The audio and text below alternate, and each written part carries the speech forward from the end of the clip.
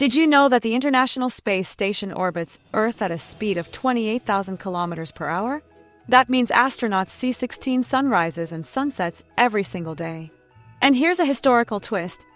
The oldest known map is over 14,000 years old. It was carved on a mammoth tusk and shows a prehistoric view of hunting grounds. Lastly, gold isn't just found on Earth. Scientists believe most of the gold on our planet arrived billions of years ago during asteroid impacts. The universe is full of surprises. Which of these did you find the most fascinating? Like and subscribe for more daily facts.